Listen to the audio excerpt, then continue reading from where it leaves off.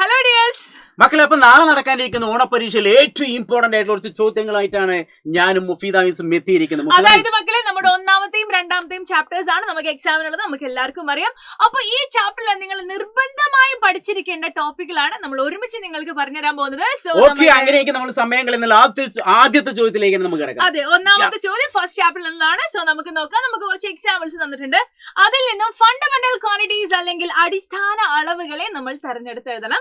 So നമുക്ക് നോക്കാം. ഒന്നാമത്തെ option density, volume, time, area. നമുക്കറിയാം ഇതിലെ ഫണ്ടമെന്റൽ ക്വാണ്ടിറ്റി എന്ന് പറയുന്നത് ടൈം ആണ്, അതായത് സമയമാണ്. ബാക്കിയെല്ലാം ഡിറൈവ്ഡ് ക്വാണ്ടിറ്റി ആണ്, അല്ലെ, വ്യുൽപ്പന്ന അളവുകളാണ്. അത് നിങ്ങൾ കൃത്യമായിട്ട് മനസ്സിലാക്കി വെക്കണം. നെക്സ്റ്റ് എക്സാമ്പിൾ ആണ് സ്പീഡ്, ഫോഴ്സ്, പ്രഷർ, ടെമ്പറേച്ചർ, അതായത് വേഗത, ബലം, മർദ്ദം, താപനില.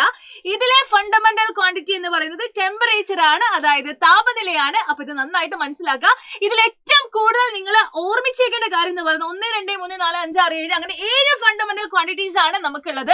7ഉം വളരെ ഇമ്പോർട്ടന്റ് ആണ്. 7 വരെ പഠിച്ചതിന് ശേഷം മാത്രമേ ഇമ്പോർട്ടന്റ് ആയിട്ടുള്ള മറ്റൊരു ചോദ്യമായിട്ടാണ് ഞാൻ എത്തിയിരിക്കുന്നത്. സെക്കൻഡ് ക്വസ്റ്റ്യൻ എന്ന് പറഞ്ഞാൽ, അതായത് സെക്കൻഡ് ചാപ്റ്ററിൽ നിർബന്ധമായിട്ടും, അതായത് പരീക്ഷയ്ക്ക് 100% ഉറപ്പിക്കുന്ന ഒരു ചോദ്യമാണ് ഏത്? ഈ റെഫറൻസ് ഒബ്ജക്റ്റ് അവലംബക വസ്തുവിനായിട്ട് ബേസ് ചെയ്തിട്ടുള്ള ചോദ്യം. അപ്പൊ നമുക്ക് ഇങ്ങനെ ടേബിൾ തരും. ഈ ടേബിളിൽ നമ്മളോട് ഫില്ല് ചെയ്യാനാണ് പറയാ. അപ്പൊ ഇവിടെ തന്നിട്ടുണ്ട് ബുക്ക് ഓൺ എ ടേബിൾ. കണ്ടല്ലോ, മേശപ്പുറത്തിരിക്കുന്ന പുസ്തകം. അവിടെ റെഫറൻസ് ഒബ്ജക്റ്റ് ആയിട്ട് ടേബിൾ ആണ് മക്കളെ നിങ്ങൾ എടുക്കുന്നതെങ്കിൽ അത് സ്റ്റേറ്റ് ഓഫ് മോഷൻ ആണോ, റെസ്റ്റ് ആണോ, ചലനാവസ്ഥയിലാണോ, നിശ്ചലാവസ്ഥയിലാണോ നമ്മൾ ചെക്ക് ചെയ്യണം. അതേപോലെ തന്നെ ഇനി സൂര്യനെയാണ് നമ്മൾ റെഫറൻസ് ഒബ്ജക്റ്റ് അവലംബക വസ്തുവായിട്ട് എടുക്കുന്നതെങ്കിൽ അത് എങ്ങനെയായിരിക്കും എന്നുള്ളത് കണ്ടെത്താം. അപ്പൊ ഞാൻ അവിടെ ഒരു പിക്ചർ കൊടുത്തിട്ടുണ്ട്. അപ്പൊ ടേബിളിന്റെ മുകൾ ഭാഗത്ത് ഒരു പുസ്തകം വെച്ചിട്ടുണ്ട്. അപ്പൊ ഈ ബുക്ക് റെസ്റ്റ് എന്ന് പറഞ്ഞാൽ ഇവിടെ റെഫറൻസ് ഒബ്ജക്റ്റ് ആയിട്ട് ആരിനെടുക്കണം? ടേബിളിനെടുക്കണം. ഇനി നേരെ മറിച്ച് ഈ ബുക്ക് ചലനാവസ്ഥയിലാണെന്ന് പറഞ്ഞാൽ നമ്മൾ ആരെ റെഫറൻസ് ഒബ്ജക്റ്റ് ആയിട്ട് എടുക്കണം? നമ്മളെ സൂര്യനെ നോക്കിയിട്ട് നമ്മൾ പറയണം. അങ്ങനെയെങ്കിൽ ഈ ടേബിൾ ഇതാ പെട്ടെന്ന് ഫില്ല് ചെയ്തോളൂ. എന്താണ് ബുക്ക് ഓൺ എ ടേബിൾ എന്ന് പറഞ്ഞാല് ടേബിൾ ആണ് റെഫറൻസ് ഒബ്ജക്റ്റ് ആയിട്ട് എടുക്കുന്നതെങ്കിൽ സ്റ്റേറ്റ് ഓഫ് റെസ്റ്റ് ആണ്. ഇനി സൺ ആണ് എടുക്കുന്നതെങ്കിൽ സ്റ്റേറ്റ് ഓഫ് മോഷൻ. അപ്പൊ മേശപ്പുറത്തിരിക്കുന്ന പുസ്തകം എന്ന് പറഞ്ഞാൽ മേശയെ അപേക്ഷിച്ച് എന്തായിരിക്കും? നിശ്ചലാവസ്ഥയായിരിക്കും. പക്ഷെ സൂര്യനെ അപേക്ഷിച്ച് എന്തായിരിക്കും? ചലനാവസ്ഥയായിരിക്കും. മക്കൾ, ഈ ഒരു ചോദ്യം വളരെ വളരെ വളരെ വളരെ ഇമ്പോർട്ടന്റ് ആണ്. ഇതിനേക്കാൾ ഇമ്പോർട്ടന്റ് ആണ്. അപ്പൊ ഇതിനേക്കാൾ ഇമ്പോർട്ടന്റ് ആയിട്ടുള്ള ചോദ്യം ഫസ്റ്റ് ചാപ്റ്ററിൽ ഉണ്ടോ? ഓഫ് കോഴ്സ് ഉണ്ട്. അതായത് ഉറപ്പായിട്ട് നമ്മളോട് ചോദിക്കും. അത്രക്കും ഇമ്പോർട്ടന്റ് ആണ്, അത്രക്കും ഷുവർ ആയിട്ടുള്ള ക്വസ്റ്റ്യൻ ആണ്. അതായത് കൺവേർഷൻ എന്ന് പറയും. ഒരു യൂണിറ്റിൽ നിന്ന് മറ്റൊരു യൂണിറ്റിലേക്ക് നമ്മളോട് ചോദിക്കും. ഉറപ്പായിട്ടും മാറ്റാൻ ചോദിക്കും. അപ്പൊ ഫസ്റ്റ് ക്വസ്റ്റ്യൻ ആണ്. നോക്കാം, ചോദ്യം ഒന്ന് വായിച്ചു നോക്കാം. നമുക്ക് തന്നിരിക്കുന്ന യൂണിറ്റുകളെ അവയുടെ വാല്യൂവിൽ വ്യത്യാസം വരാതെ അതിന്റെ SI യൂണിറ്റിലേക്ക് നമ്മൾ അതിനെ മാറ്റണം. സോ ഇവിടെ നമുക്ക് 3500 ഗ്രാം ആണുള്ളത്. നമുക്കറിയാം അത് മാസിന്റെ യൂണിറ്റ് ആണ്. നമ്മൾ എന്തിലേക്ക് മാറ്റണം? അതിന്റെ SI യൂണിറ്റിലേക്ക് മാറ്റണം. നമുക്കറിയാം മാസിന്റെ SI യൂണിറ്റ് എന്ന് പറയുന്നത് കിലോഗ്രാം ആണ്. സോ 3500നെ നമ്മൾ ആദ്യം കിലോഗ്രാമിലേക്ക് മാറ്റണം. എങ്ങനെ മാറ്റും? നമുക്കറിയാം ഒരൊറ്റ കാര്യം എല്ലാവർക്കും പറഞ്ഞിരിക്കണം, നിർബന്ധമായിട്ട് പറഞ്ഞിരിക്കണം.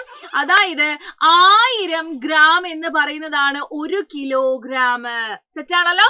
അങ്ങനെയാണെങ്കിൽ ഗ്രാമിനെ എങ്ങനെ കിലോഗ്രാമിലേക്ക് മാറ്റാം, തിരിച്ചെങ്ങനെ മാറ്റാം എന്നുള്ള കാര്യം ഉറപ്പായിട്ടും നിങ്ങൾ മനസ്സിലാക്കി വെക്കണം. എപ്പോഴും ഒരു ട്രിക്ക് നിങ്ങളുടെ മനസ്സിൽ വേണം. ഇത് ചെറുതാണ്, അല്ലെ? എപ്പോഴും ചെറുതിൽ നിന്നും വലുതിലേക്ക് മാറ്റാൻ പറയുകയാണെങ്കിൽ എപ്പോഴും അവിടെ ഡിവൈഡ് ചെയ്യാണ് ചെയ്യാം.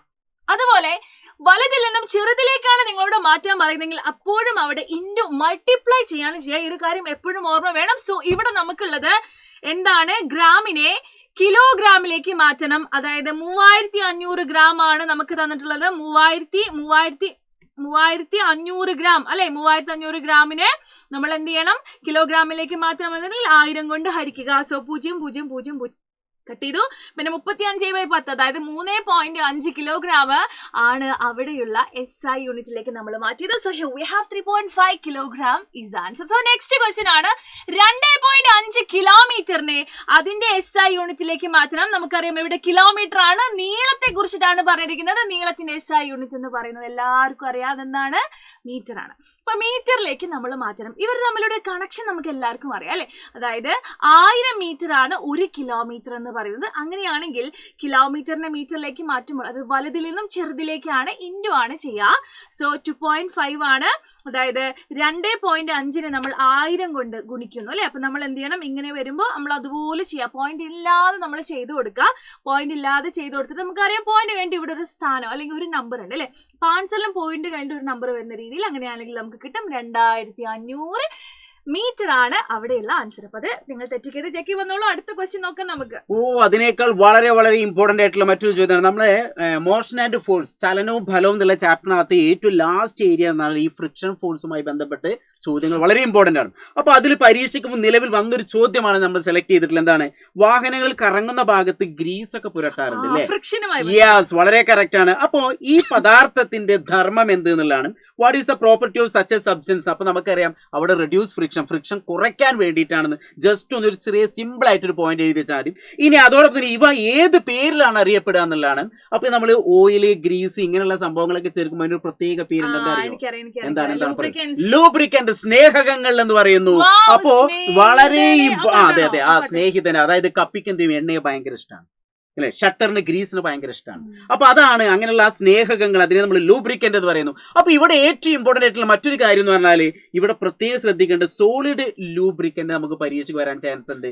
അത് എപ്പോഴും ഏതാണ്? ഗ്രാഫൈറ്റ് ആണ്. ബാക്കിയൊക്കെ അവർക്ക് പെട്ടെന്ന് അറിയും, അതായത് ഓയില് അല്ലെങ്കിൽ ഗ്രീസ്, കോക്കനട്ട് ഓയിൽ അങ്ങനെ സംഭവങ്ങളൊക്കെ. അപ്പൊ ഈ ഒരു കാര്യം വളരെ ഇമ്പോർട്ടന്റ് ആണ്. അപ്പൊ ഈ ഒരു ചാപ്റ്ററിൽ ഏറ്റവും ഇമ്പോർട്ടന്റ് ആയിട്ടുള്ള 2 ടൈപ്പ് ചോദ്യങ്ങളാണ് നമ്മൾ പറഞ്ഞിട്ടുള്ളത്. അപ്പൊ ഇനി അടുത്ത് നമ്മൾ ഇനിയും ഒരുപാട് ചോദ്യങ്ങൾ നമ്മൾ പബ്ലിക് ലൈവിനകത്ത് അറിയില്ല. നമ്മൾ ഇന്ന് രാത്രി നടക്കുന്ന മെഗാ മാരത്തോൺ ലൈവിലാണ് നമ്മൾ ഡിസ്കസ് ചെയ്യുക. അപ്പൊ ആരും മറക്കണ്ട, നമ്മൾ ഡിസ്കസ് ചെയ്യുന്ന ഒരുപാട് ചോദ്യങ്ങൾ നാളെ നിങ്ങളുടെ എക്സാമിലേക്ക് നിങ്ങൾക്ക് ഉപകരിക്കും. അത് മാത്രമല്ല, ഇത് നിങ്ങളുടെ ഹോംവർക്ക് ക്വസ്റ്റ്യൻ ആണ്. ഇതിന്റെ ആൻസർ നിങ്ങൾ താഴെ കമന്റ് ചെയ്യുക. അതിന് മാത്രമല്ല, രാത്രി വരാൻ ആരും മറക്കണ്ട. ഓക്കെ, ഒരുപാട് ചോദ്യങ്ങൾ നമ്മൾ എന്ത് ചെയ്യും, പരീക്ഷയ്ക്ക് വരാൻ സാധ്യതയുള്ള മുഴുവൻ ചോദ്യങ്ങൾ നമ്മൾ ഡിസ്കസ് ചെയ്യും. അപ്പോൾ ഓൾ ദി ബെസ്റ്റ്.